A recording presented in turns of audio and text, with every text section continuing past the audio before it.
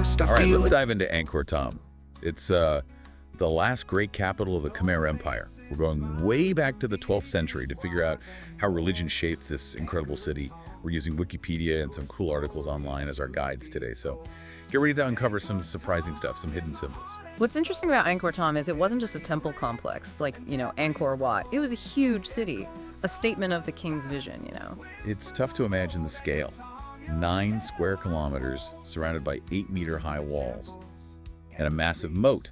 Not exactly subtle, right? Mind-boggling, the size of it is. Imagine the work it took to build something that big. I mean, the city was meant to inspire awe, for sure. So who was the mastermind behind it all? King Jayavarman VII, right? Our sources describe him as a pretty devout Buddhist, unusual for rulers back then. Yeah, Jayavarman VII was different, not your average king or king. Super committed to Buddhism, his reign was marked by compassion, hospitals, rest houses, all over the kingdom, hundreds of them. Yeah, he even got the nickname the King Buddha because of, his devotion to helping people. Interesting how he combined that with being a ruler. And that leads to the central question of our deep dive. How did his beliefs show up in the design of Angkor Thom? One theory is that it was built like a giant mandala. Okay, so for those of us who aren't mandala experts, can you explain that a little? What would that mean for the city's layout? Think of a mandala as like a visual representation of the cosmos. A map of the universe, basically, with a sacred mountain at the center. So the city's walls and moat could represent, like, the continents and oceans. Around that mountain, which is called Mount Meru in Buddhism, and right at the center of Angkor Thom, you've got the Bayon Temple. Maybe that symbolizes Mount Meru itself. Wow, the city is a model of the universe, bringing cosmic order to Earth. Pretty amazing. But it's not just the layout, right? What about those bridges leading to the city? Everyone knows those. The bridges, yeah, those are special. They're all identical, lined with these statues of gods and demons pulling on a rope, in a tug-of-war. With this huge serpent, a naga it's called. Beautiful images, but also kind of unsettling, I have to say. What's the story behind them? The image is straight out of Hindu mythology. It's the myth of the churning of the ocean of milk. So now the question is, why would a Buddhist king include a Hindu story in his city? That's stumped scholars for ages. Seems like a real blending of religious traditions there. Was that normal in the Khmer Empire? We have to remember that those boundaries were less strict back then. Jayavarman VII, while he was devout, he probably understood that he needed to include things that his Hindu subjects would connect with. So maybe a way to bring people together, even if they had slightly different beliefs. It's like he was creating a tapestry of faith, using threads from everywhere to make a whole. It's a cool theory, and there's another way to interpret those Naga bridges. Some scholars, like Paul Moose, think they might symbolize a rainbow bridge, like connecting the human world with the realm of the gods. Wow, so the Bayon Temple would be like the entrance to the divine realm, right? That adds another whole layer of meaning to it. So we're seeing how the physical design really reflects these spiritual ideas. It's powerful. Exactly. That's what makes Angkor Thom so fascinating. It's more than just pretty buildings. It's a worldview, a whole belief system. Seeing the city as a bridge between the earth and the divine. Okay, we've got this incredible city laid out like a mandala, bridges connecting to the gods. But what about the most famous feature? Those massive faces staring down from the Bayon Temple. They're enigmatic, those faces. People have been debating for, forever about what they represent. Buddha or Bodhisattva. Some say Hindu gods or even King Jayavarman VII himself. Wow, so even the most famous part is a mystery. Makes you wonder what Jayavarman was thinking. What message was he sending? And maybe that's the point. Maybe there's not just one answer. We have to remember it was a different time. Their way of mixing religious ideas was probably way more complex than we understand now. Yeah, maybe those faces are meant to represent all sorts of divine things. It's like a challenge to us. We like to categorize things. But maybe we need to embrace the ambiguity. It's insightful what you said. And it reminds us that there's still so much we don't know about Angkor Thom. It keeps revealing its secrets bit by bit, makes us reconsider everything and dig deeper into the past. Like a giant jigsaw puzzle, right? We use archaeology, history, even a little imagination to try to understand the mind of a king who lived centuries ago. And it's always more complex than we thought. And that's just the beginning. So much more to discover about its history, the people, and the beliefs that shaped it. All of it. It's like we're time travelers, peeking into this lost world, trying to understand the beliefs that shaped, the whole Khmer Empire. One material that really pops up in Angkor Thom is laterite. Laterite, is that reddish soil? The kind you see all over Southeast Asia. What's so special about it? Laterite, yeah, it might seem ordinary, but it was a big deal for Angkorian architecture. When it hardens, it gets super strong, perfect for, those huge walls and foundations, the ones we were talking about. So it was a practical choice then, Yeah. given what they had to work with. But our sources say laterite had a symbolic side too, right? It's considered like a defining feature of the Bayon style, which obviously is named after the Bayon Temple. Exactly. The Bayon style was all about being grand, being massive. And laterite let the Khmer builders do that. Like no other material they could build these colossal structures, to show off the empire's power. Building for eternity almost, like they wanted to create something that would outlast them and leave a mark on the world. And they did, in a way. I mean, Angkor Thom has survived, even after being abandoned, swallowed by the jungle for centuries. Powerful reminder, that is, Yes. of how creativity can last. But let's get back to religion. We have this city laid out like a mandala, bridges with all that symbolism, the mysterious faces. It seems like a real effort to connect earthly power with the divine. Absolutely. It's so important to understand, for those Khmer kings, authority wasn't just political. It was spiritual, too. They were seen as, divine go-betweens, keeping the human world and the cosmos in harmony. So building a city that showed that harmony, cosmic order, was basically Jayavarman saying, hey, I'm the ruler, chosen by the gods. Exactly. And by including stuff from Buddhism and Hinduism, he was also showing he was inclusive. Ruling over a bunch of people with all sorts of beliefs. So many layers of meaning, it's amazing. Political power, religious symbolism, the king's own hopes, it's all woven into the city itself. Their worldview was so complex, and there's this detail, it's beautiful. Some inscriptions actually call Jayavarman VII the groom, and Angkor Thom his bride. Wow, that's poetic. It means the city wasn't just like an abstract idea of power, it was something personal to the king, right? His dreams for his people. Exactly. Imagine him walking through the city, seeing it all come to life. Knowing he created something that would last for generations must have been incredible. And speaking of the people who live there, it's easy to get lost in the temples, the symbolism. But Angkor Thom was a real city, right? With all kinds of people, living their lives in the middle of all this grandeur. Absolutely. Religion is key to understanding Angkor Thom, for sure. But it can't overshadow the fact that it was a real, functioning city. Markets, skilled craftspeople, families doing their thing, all happening at the same time. It's hard to imagine what it would be like to live in a city that's so connected to the divine. Was it awe-inspiring all the time, or did it just become everyday life? Historians have wondered that for a long time. Sadly, we don't hear much from the ordinary folks. Their voices are mostly lost.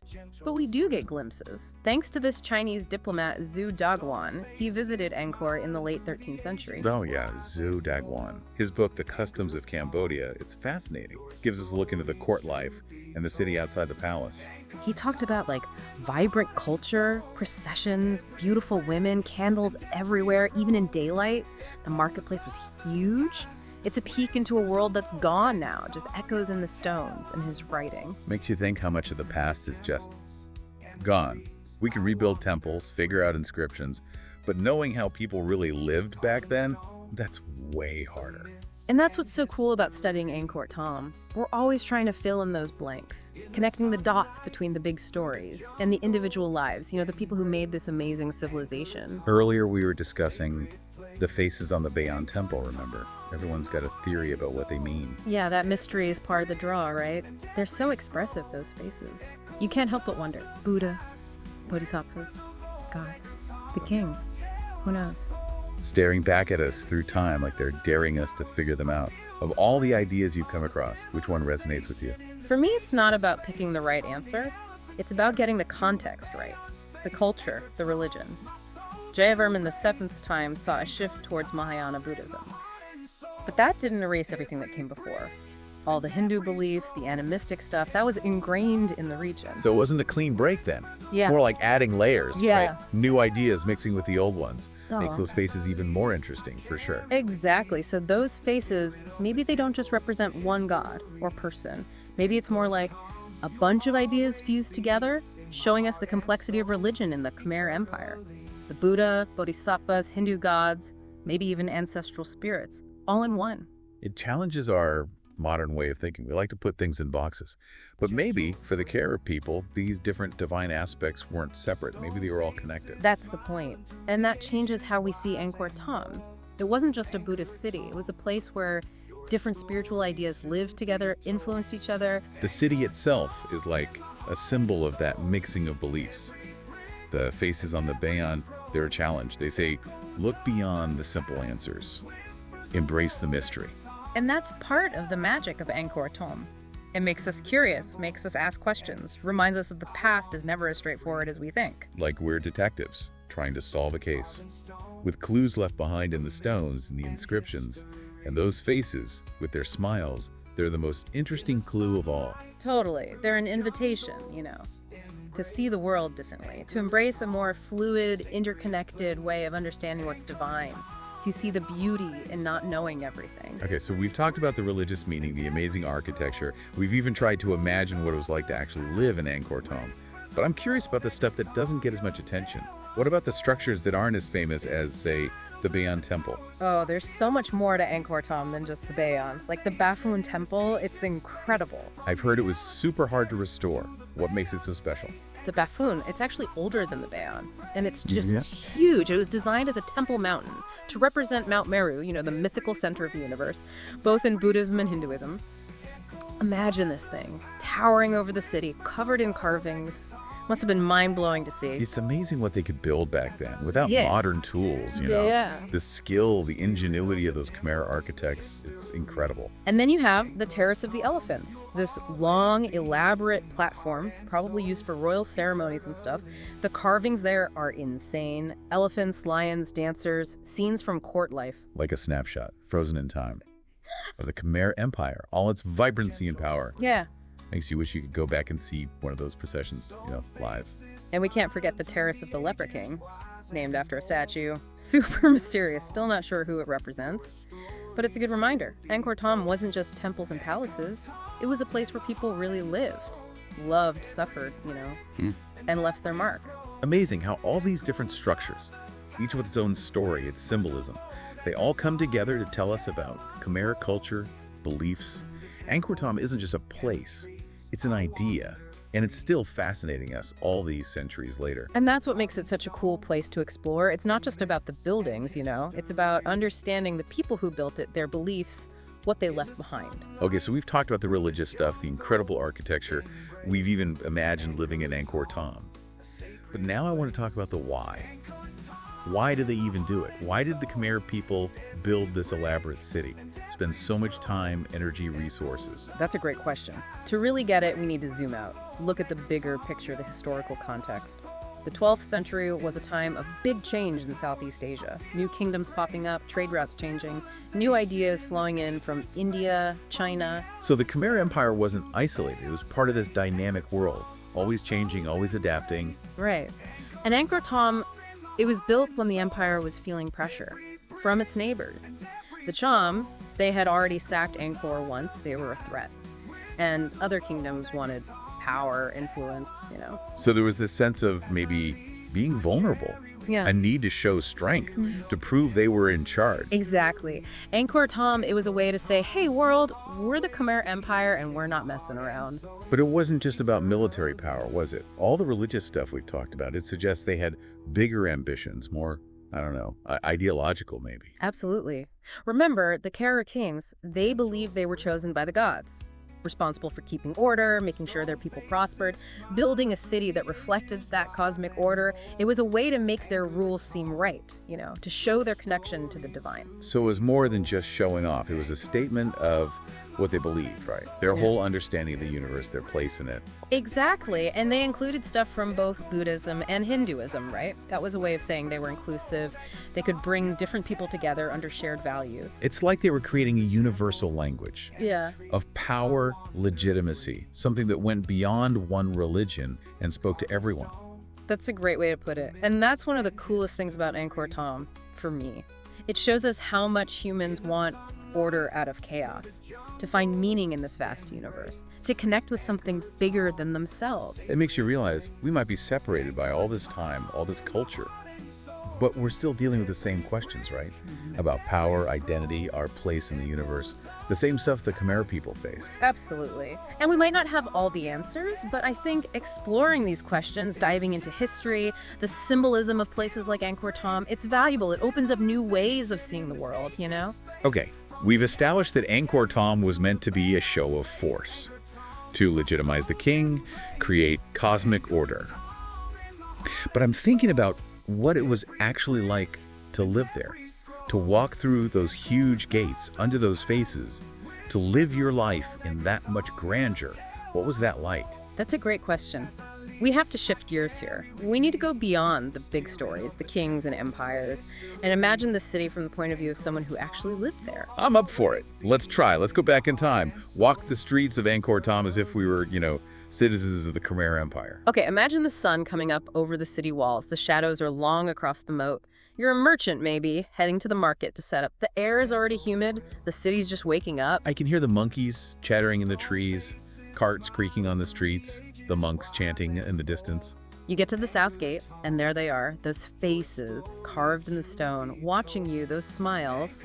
They're welcoming, but also kind of creepy. I feel like a sense of awe, like you're in the presence of something powerful. You go through the gate, and there it is. The city, the streets are packed, everyone's busy, people selling things, kids running around, the smells of spices, incense, food. It's overwhelming, so much going on. You go to the market, it's like an explosion of colors, textures, silks, spices from far away, fruits, vegetables, fish, all local. All the bartering, the talking, the gossip.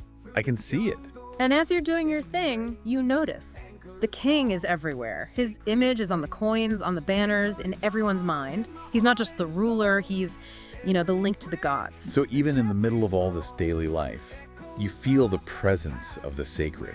You're aware of the cosmic order that's behind everything. And that order is always there. In the city's layout, the temples, the rituals, the mandala design, it reminds you where you fit in the universe. The Bayon Temple, it's the center of the world. The king's ceremonies, they act out the creation myths, the stories that give meaning to everything. So even though you're just a merchant, you're part of something bigger, connected to the cosmos, to the divine, to your ancestors.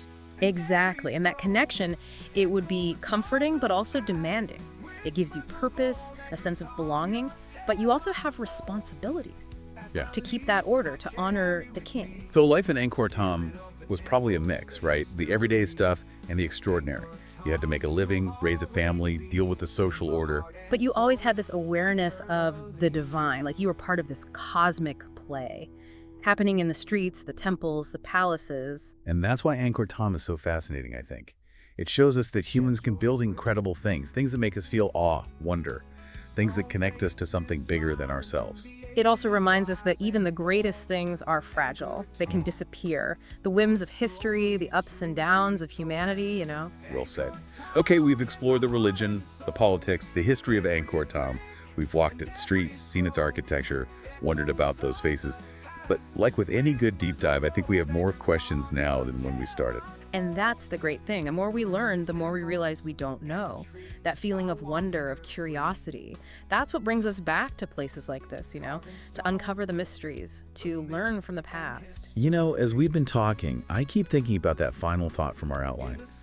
If we built Angkor Thom today, how would a modern leader do it? What kind of heaven on earth would we create? That's a thought-provoking question. It makes us think about how we express power and belief, not just with buildings and symbols, but how our own values shape the world. So to our listeners, we leave you with that question. What kind of Angkor Thom would you build? What legacy would you leave behind?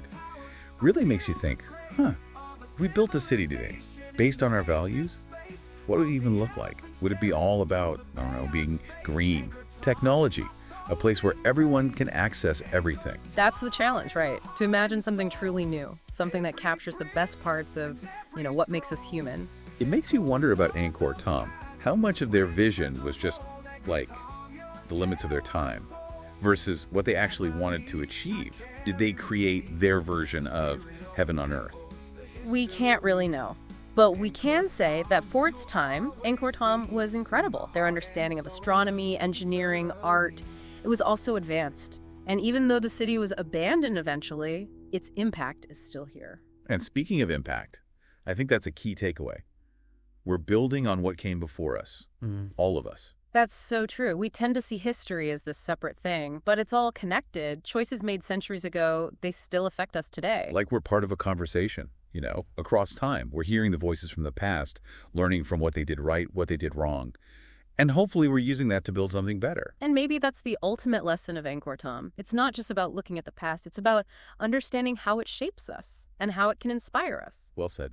So to everyone listening, keep exploring, keep asking those questions, keep learning. There's a whole world of knowledge out there, waiting to be discovered. And who knows, maybe one day you'll be the one uncovering some lost civilization. We're building the next Angkor Thom.